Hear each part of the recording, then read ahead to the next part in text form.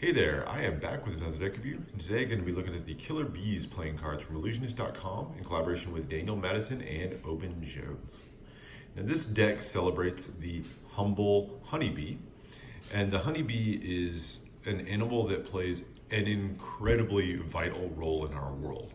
Because of what they do for pollination of plants and flowers throughout the entire planet, they are absolutely critical to the continued growth and success of those plants, which obviously provide us food, shelter, all kinds of different things for life on this planet.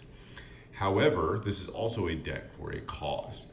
It is intended to draw attention to colony collapse disorder, which is a somewhat mysterious, kind of becoming more well understood issue that is facing honeybee colonies throughout the entire world. At this point, it's believed that more than 10 million hives have been completely wiped out because of this. And so in order to help out with that situation, Ellusionist is donating 10% of the profits from this deck to help fund groups that are looking to better understand and solve this problem. So a very cool cause, but let's see if it's a pretty cool deck as well. This one in particular goes after killer bees. So killer bees are actually a hybrid version of the honeybee that was introduced specifically to solve for like dwindling honeybee populations in South America. But when they bred this bee, turns out that it was a far more aggressive version of the bee. So it's actually a little bit smaller than the normal bee, but it's more aggressive, more defensive, tends to swarm, tends to follow people for as much as half a mile. So it can be a very dangerous bee as well. Now the tuck case of this one, very cool finish to it. So it is a matte black tuck case all the way around with just gold foil all over the place. You can kind of see a little bit of that shine. The front is very, very clean, kind of a minimalist design to it. It says Killer Bees in a very small font there. Has a large bee in the center in gold foil. And then underneath says EKB 12-40S. The EKB stands for Ellusionist Killer Bees. I am not sure what the rest of it is. I tried to find what these pieces stood for. The closest I could find is that the 12 might stand for the 12 court cards and the 40 for the 40 number cards. Not sure if that's true, but there you go. That is the front of the tuck case. Very, very clean. Love that matte finish to it. Feels very nice. On the back here, and continuing through the sides, you have kind of this chemical composition that's going all the way through. So this is kind of organic chemistry symbols here. Just forming all the way around, and you can see little letters around here, and those letters are actually significant. So we'll start over here on the side as you go around. So you have E for Ellusionist, you have the DM for Daniel Madison, OJ up here for Oban Jones, and then if you start with this K up here and continue around, it says K, I, L2 or LL, ER, so killer, and then B, EES, so Killer Bees is spelled out all the way around there.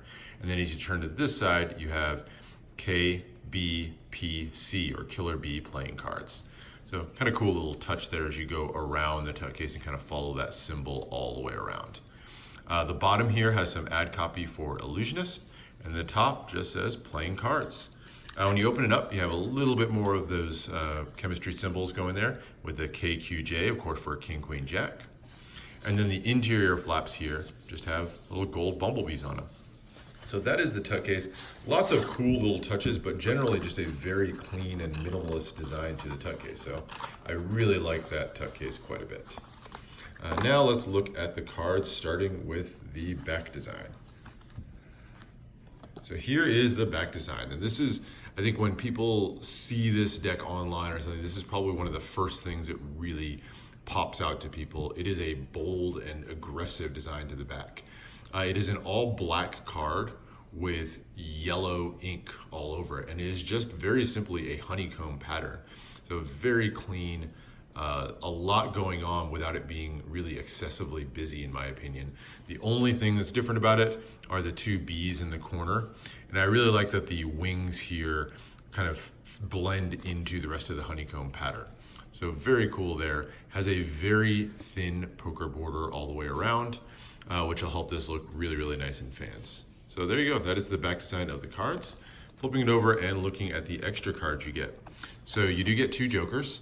One celebrates the killer bee, one the honeybee, and you kind of have this cycle going through here. So as you follow it around, you have on the killer bee side, you have bees traveling to flowers and then coming back to the hive.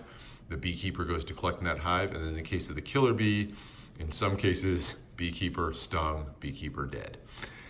So kind of a little tongue-in-cheek version of the cycle for the killer bee, with Joker, Joker written in the corners in all yellow ink. On the other side, very similar design, but this one's the honeybee, so very similar, bee to flower, flower back, and then bee back to the honeycomb.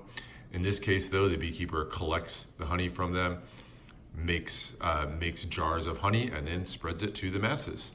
So honeybee, killer bee, very similar designs to them. So that's those. You also get a couple of other extra cards. So one of them is a quote from Albert Einstein. If the bee disappeared off the surface of the globe, then man would only have 4 years of life left. No more bees, no more pollination, no more plants, no more animals, no more man.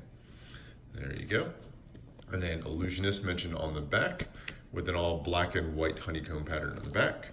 And the other one tells more of the story of colony collapse disorder and what this deck and Ellusionist are trying to do in terms of raising awareness and funds to help honeybees. So you can give that a read as well. And that one just has a standard back to it. That's the extra cards. Let's look at the rest of the cards. So it is all black faces, as you can see here, which is nice, matches the fronts of the cards. The first one, the Ace of Spades, has a very enlarged pip here in the center. And it is, kind of angular designs really to match with that hexagonal pattern that you see for the honeycombs.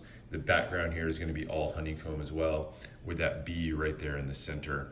And then you have a custom pip just with a line down the center and a custom font on the numbers here. So like everything else in this deck, very clean and minimalist style to it. Really like the Ace of Spades here. And then as you go through the number cards, they're going to have that same custom pip in the center, and the placement's going to be a little bit different. As they get to some of the higher numbers, you'll see how these are very much clustered in the middle to form their own I'd call it kind of a honeycomb-esque pattern there in the center. You can really see that with the 10 there. So kind of a much tighter grouping of those pips in the center. And then you get to the court card. So with the white ink here, and they have these very cool line drawings of the court cards. So they're both familiar and yet interesting, modern, and custom at the same time. Definitely you can see those shapes pretty clearly of the classic court cards, but just very modernized with that line drawing there all the way through, all in white ink. So there's your spade court cards. Working through the diamonds, the diamond is just an outline of the diamond. The red cards now are going to be done in yellow ink. So you have white for the black cards and then yellow for the traditionally red cards. So there's your ace of diamonds. And then coming through, same thing, all those diamonds are going to be really clustered in the center to make that honeycomb effect. And then there's your court cards. Same style, but now in yellow ink. I think I like them in yellow quite a bit more than the white. So I like the red cards a good bit more. So very cool designs on those. There's your club courts, more of the same designs. Now back to the white color. And then there's your clubs. Clubs, of course, lend themselves very well to that honeycomb design. There's your ace of clubs, and then your heart courts back to the yellow. And all the way through. So pretty cool design to the deck. Love how custom everything feels without being kind of overbearing and unfamiliar. So it remains a very familiar look to it and very usable deck. As far as handling, so this is the original version of the Killer Bees playing card. So it's printed by USPCC. It's going to handle like a lot of USPCC decks that you felt, just beautiful fans and beautiful cuts. Now, if you pick up a more recent version of this deck, you may find that it's in Cardamundi's B9 stock, which is a lot thicker. I love how they handle, but that's definitely something that some people like more than others. So just be aware of that if you pick this deck up, that it's kind of made in both finishes. So really nice handling on this one. What do we think of the deck? Well, I love that it's for a good cause. I think as an art deck, I wouldn't call it like high art, but it's a really interesting conversation piece deck, which to me makes it really good for gameplay. Familiar faces, so it's not going to be too distracting for gameplay, but interesting enough to be that conversation piece while you're playing your game.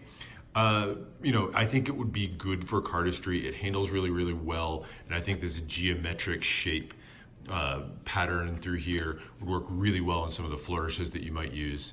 And then for Magic, I think it's okay for Magic.